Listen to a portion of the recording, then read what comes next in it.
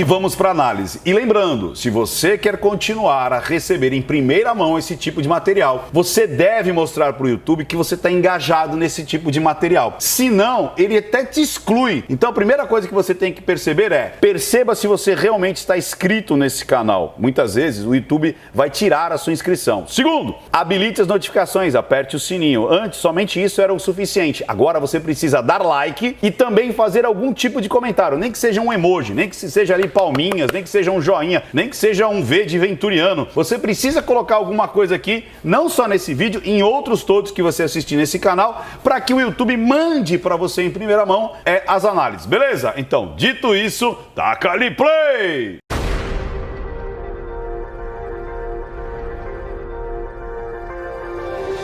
Então, chegando aqui, sem churumelas, taca ali play, Ricardo Ventura. Ah, e eu não vou precisar nem diminuir a velocidade, porque está muito explícito todas as emoções dela, todas as expressões, e depois eu vou dar ali as análises durante o vídeo e depois eu faço as minhas conclusões finais em relação ao vídeo e depois as considerações finais de vida. Vamos lá. Gente, a pior sensação do mundo é que eu tô agora. Então vamos lá, a pior sensação do mundo é a que eu estou agora. Você vê que ela vai para o visual lembrado e aí ela justamente acaba startando essas emoções. Vocês vão perceber que existem dois tipos de emoção. Quando ela lembra do passado e quando ela relata o presente. Então a psique dela está bem dividida entre o que já foi e o que está sendo. A partir daí nós vamos ver um hiato nas emoções, muito claro. Tanto é que depois, na sequência, esses stories foram feitos ontem, a gente percebe como se fosse quase duas pessoas. Por que essa diferença tão grande? Eu vou explicar. Essa, quando ela lembra do passado imutável, aquela que ela não pode mexer, ela entra numa introspecção de muita tristeza. Olhem isso. Eu tô me sentindo tão mal. Eu nunca parecia que assim, eu sou uma mulher super forte. E é interessante a congruência quando ela fala uma mulher super forte, ela faz as mãos cerradas, mas ela está muito triste. Deixa eu dar um adendo aqui. Eu vejo muitas pessoas falando assim, mas Ricardo, ela é uma atriz. Como todas as outras, quando a gente analisa, quando a pessoa é atriz ou quando é ator, lembre-se, dá pra pegar mesmo sendo ator. É como se a atriz e ator fosse um ser sem emoções, né? Não pode ter emoção. Mas, Ricardo, então como é que você consegue perceber? Porque tem um atraso. A gente que é analista, a gente percebe quando há uma atuação e quando realmente é uma emoção verdadeira, genuína. A principal diferença é, como eu já vi, o Naldo, que era um choro falso, da Kéfera, que era um choro falso, diferente da Dora Figueiredo, que era um choro real, diferente dessa daqui, que é um choro real. Então é possível você perceber através da análise psicomportamental, porque quando é uma atuação, existe um delay, existe um atraso, e a gente pega isso daí. E aqui não, aqui a coisa vem numa explosão. É muito perceptível isso, principalmente se você estudar como é essa explosão das microexpressões. E detalhe, além das microexpressões, você tem as expressões que duram bastante tempo. Existe um mito também dizendo que uma expressão genuína não pode durar mais do que um segundo. Não é verdade. Você percebe isso aqui claramente, o quanto que há esses... não existe uma emoção, o ápice e o declínio. Não, ele fica oscilando, porque quanto mais você lembra e você retoma aquela emoção, mais você vai oscilar dentro dessa emoção, que é natural do ser humano. O ser humano não é uma máquina onde você parte do zero, o ápice e o zero. Não, a gente oscila e é real. Preste atenção nisso. Mas assim, de coração, eu tô recebendo tanta coisa. E você vê muitas características aqui do choro, da expressão do choro. Eu tinha certeza. Ó, olha que legal. Você vê que ela estava chorando copiosamente. Aí ela fala, e eu recebo informações. Lembre-se, quando ela cita o passado, aquilo que é imutável, aquilo que passou, aquilo que ela viveu, é muito forte. Quando ela começa a falar de situações presentes, é como se ela mudasse completamente da emoção. E é possível, são cestos de emoção. Passado extremamente triste, aquilo que eu não posso mudar. Aquilo que eu recebo agora muda mais para raiva, indignação. Aqui é a frustração, aqui é o imutável, aqui é raiva, aqui é aquilo que eu quero consertar. Preste atenção. Na época eu falava, cara, eu descobri isso, eu ia conversar com com o indivíduo. Você vê que ela, inclusive, faz um afastamento verbal. Ela não fala o nome do Nego do Borel, inclusive, talvez até para esse problema jurídico e tudo mais, mas ela faz um afastamento em relação ao nome do Nego do Borel. E aí ele falava, você tá maluca, isso não aconteceu. E eu tô recebendo tanta coisa que era real. Ouviu? Ela está mais na posição do que eu estou recebendo essas coisas, então ela está esse parâmetro. Quando ela fala de hoje, do que ela está recebendo hoje, é mais raiva. Você vê que ela frisa até as sobrancelhas ao centro e tudo mais. E quando ela se coloca lá atrás, quando ela lembra do passado, aí caem as expressões onde as pálpebras vêm para a lateral, as sobrancelhas sobem acima e aqui é quase um esmagamento da bochecha e a boquinha puxando para baixo e puxando muitas vezes, abrindo aqui, você vendo até a arcada dentária inferior. Dá uma olhada nisso.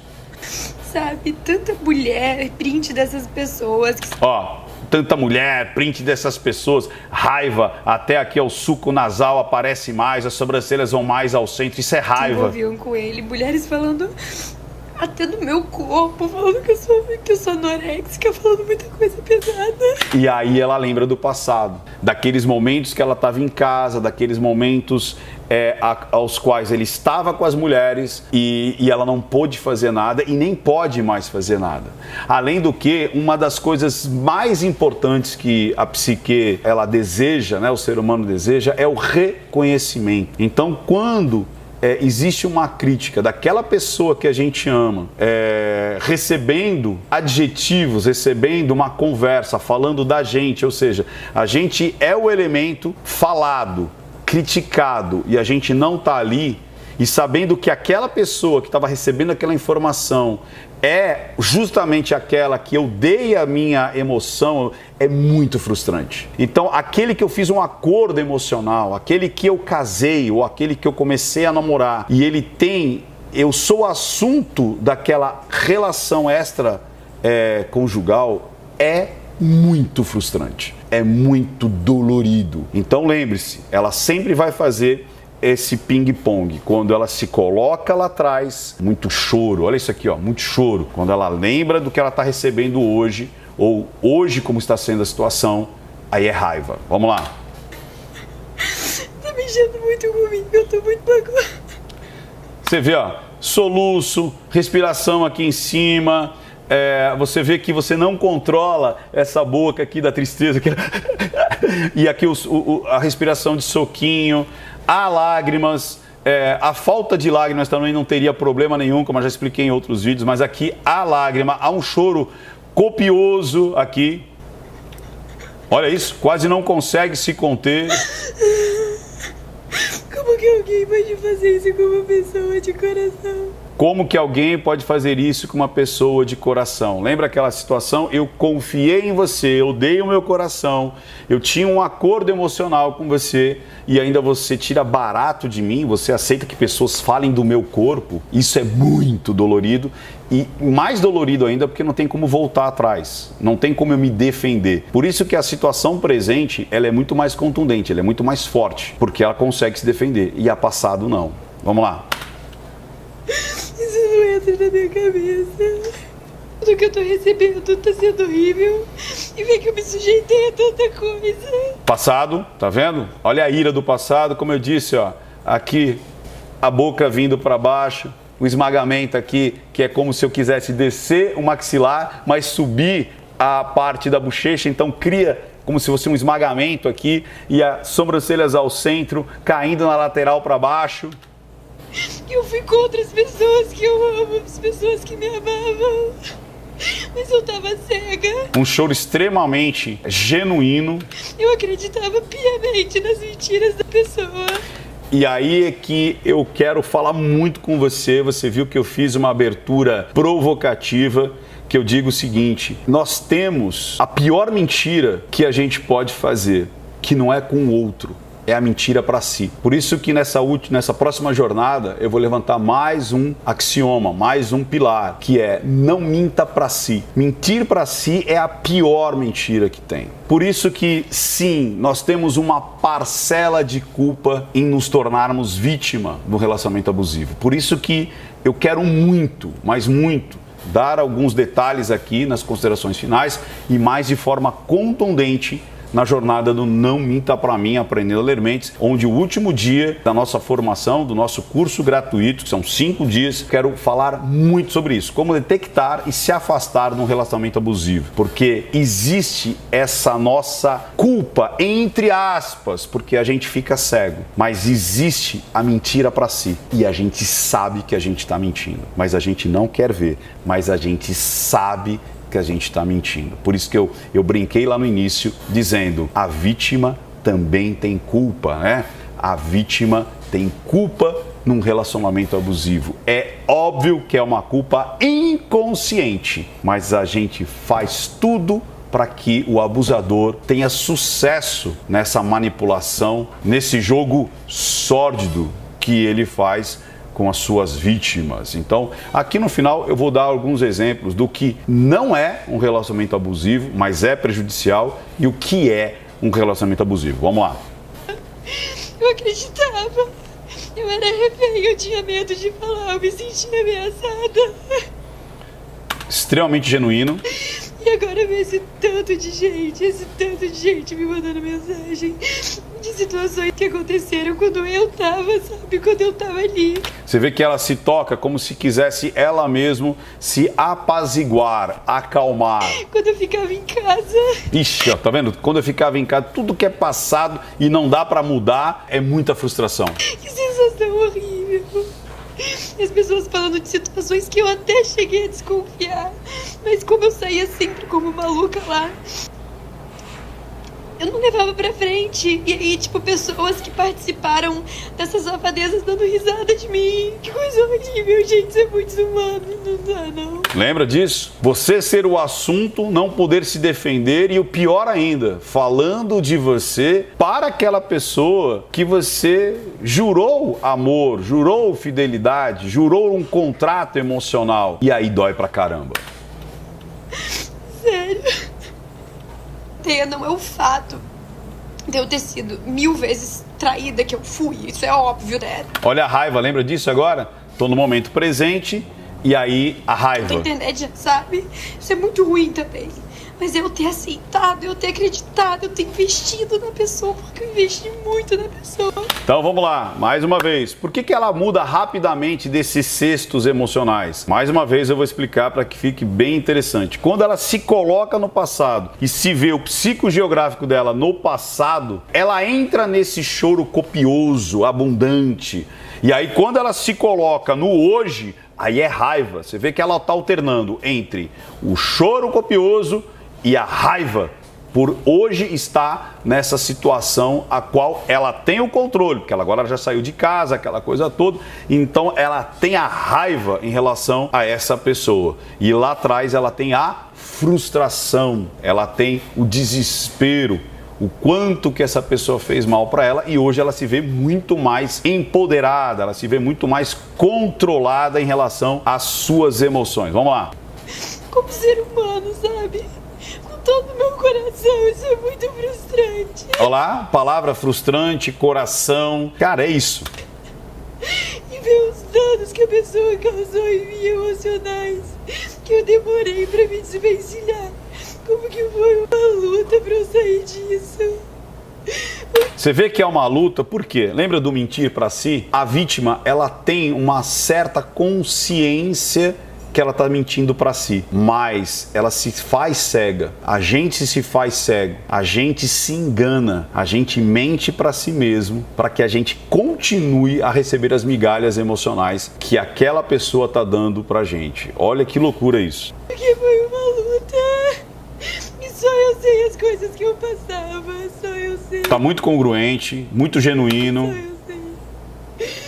E não é possível, não dá pra passar pano pra uma pessoa assim, gente. Agora, ó, até a tonalidade de voz muda, estamos vindo pra cá agora. Ainda bem que eu tive forças pra sair. Mulheres, não se calem, saiam dessas coisas, por favor. Não se deixem chegar ao extremo. Eu cheguei no extremo.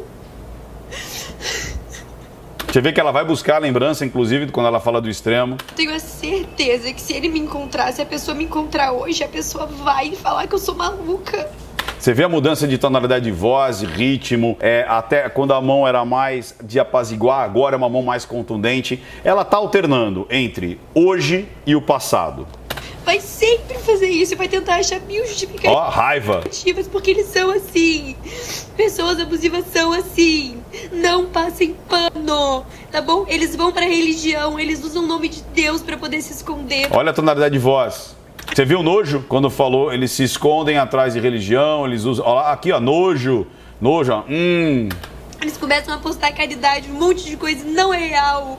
Nada é real, porque eles são todos os abusivos narcisistas são uma farsa. É verdade. Todos os narcisistas, todas essas pessoas que utilizam do abuso, né, o vampiro emocional, normalmente eles são uma farsa. O que a gente vê deles não é a realidade. Essa é a questão. Eles são uma farsa. A raiva. E eu tô muito magoada. Tá muito magoada. Eu não mereço isso, eu sou uma pessoa tão do bem. Fico com raiva de mim. Eu fico com raiva. Vai passar. Não falei? Esse lance da raiva e da tristeza. Eu sou uma mulher forte, eu sempre fui uma mulher forte. Sempre fui dona de mim, sempre fui independente. Agora ela tá dando um recado pra ela mesmo. É legal isso, né? Ela tá fazendo uma terapia aqui. Gente, nunca peguei um centavo de homem, nunca. A raiva, tá vendo a raiva? Falei que alterna entre raiva e... Ó, aqui, ó. Peguei um centavo. Ó, entre raiva e tristeza. De homem nenhum. Sempre trabalhei, sempre pude, graças a Deus. E eu sou uma mulher forte. Eu já dei a volta por cima. Ela tá sendo a própria terapeuta dela aqui. E eu tenho certeza que a pessoa vai tentar me difamar de todas as formas, porque são assim, mas não importa, porque eu sei do meu caráter e eu não preciso provar nada. Porque vocês também sabem do meu caráter. Simples assim. E eu só tô muito frustrada, só eu sei tanto de coisa que eu tô recebendo e eu tô tendo, parece que... Você viu? As coisas que eu tô recebendo, muita raiva, muita contundente, bate na perna. Agora que eu tô lúcida, eu tô lembrando exatamente tudo que eu vivi, tudo que eu aceitei, todos os momentos que eu tive medo, que eu tive angústia, eu tô lembrando perfeitamente de cada momento agora. E eu fico com pena de mim, eu fico, caramba, por que eu aceitei essa merda? Putz, quando ela se coloca lá naquele lugar, aí frustração total. Por quê? Gente. É isso, cara. Vamos ver mais algum trechinho aqui, na sequência que ela acabou de fazer esse stories. Eu não sei quanto tempo depois ela se recompôs, sei lá, mas foi no mesmo dia, se eu não me engano. Então vamos para as considerações dessa análise específica. É um choro genuíno, Ricardo? Sim! Como eu já expliquei durante toda a análise, ela alterna entre o momento imutável do passado, onde ela percebe que foi enganada, foi ludibriada, foi traída e ela não pode mudar, para o momento atual das revelações, onde as pessoas estão trazendo conteúdo para ela e ela se sente mais empoderada, com raiva, com uma situação mais altiva de agora eu posso fazer o que eu pretendo fazer. Então aqui eu sinto raiva e a raiva pode ser transformada em ação, em protagonismo. Então, para quem tinha dúvidas, sim, as emoções dela, tanto de raiva quanto de tristeza, são genuínas.